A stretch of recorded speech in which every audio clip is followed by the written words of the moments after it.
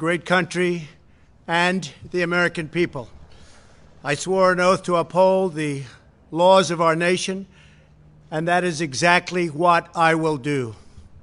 All Americans were rightly sickened and revolted by the brutal death of George Floyd. My administration is fully committed that for George and his family, justice will be served. He will not have died in vain. But we cannot allow the righteous cries and peaceful protesters to be drowned out by an angry mob. The biggest victims of the rioting are peace-loving citizens in our poorest communities. And as their president, I will fight to keep them safe. I will fight to protect you.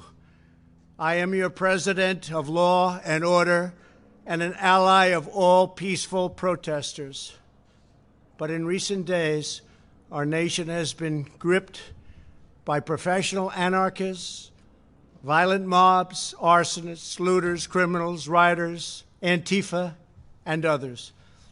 A number of state and local governments have failed to take necessary action to safeguard their residents. Innocent people have been savagely beaten, like the young man in Dallas, Texas, who was left dying on the street, or the woman in upstate New York viciously attacked by dangerous thugs. Small business owners have seen their dreams utterly destroyed. New York's finest have been hit in the face with bricks. Brave nurses who have battled the virus are afraid to leave their homes. A police precinct has been overrun here in the nation's capital. The Lincoln Memorial and the World War II Memorial have been vandalized. One of our most historic churches was set ablaze. A federal officer in California, an African-American enforcement hero, was shot and killed. These are not acts of peaceful protest. These are acts of domestic terror. The destruction of innocent life and the spilling of innocent blood is an offense to humanity and a crime against God. America needs creation, not destruction, cooperation, not contempt, security, not anarchy, healing, not hatred, justice, not chaos. This is our mission, and we will succeed. 100%, we will succeed. Our country always wins. That is why I am taking immediate presidential action to stop the violence and restore security and safety in America. I am mobilizing all available federal resources, civilian and military, to stop the rioting and looting, to end the destruction and arson, and to protect the rights of law-abiding Americans, including your Second Amendment rights. Therefore, the following measures are going into effect immediately. First, we are ending the riots and lawlessness that has spread throughout our country. We will end it now. Today, I have strongly recommended to every governor to deploy the National Guard in sufficient numbers that we dominate the streets. Mayors and governors must establish an overwhelming law enforcement presence until the violence has been quelled. If a city or state refuses to take the actions that are necessary to defend the life and property of their residents, then I will deploy the United States military and quickly solve the problem for them. I am also taking swift and decisive action to protect our great capital, Washington, D.C.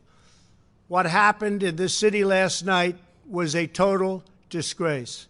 As we speak, I am dispatching thousands and thousands of heavily armed soldiers, military personnel, and law enforcement officers to stop the rioting, looting, vandalism, assaults, and the wanton destruction of property. We are putting everybody on warning. Our 7 o'clock curfew will be strictly enforced. Those who threaten innocent life and property will be arrested, detained, and prosecuted to the fullest extent of the law. I want the organizers of this terror to be on notice that you will face severe criminal penalties and lengthy sentences in jail. This includes Antifa and others who are leading instigators of this violence. One law and order, and that is what it is. One law. We have one beautiful law. And once that is restored and fully restored, we will help you, we will help your business, and we will help your family. America is founded upon the rule of law. It is the foundation of our prosperity, our freedom, and our very way of life. But where there is no law, there is no opportunity. Where there is no justice, there is no liberty. Where there is no safety, there is no future. We must never give in to anger or hatred. If malice or violence reigns, then none of us is free. I take these actions today with firm resolve and with a true and passionate love for our country.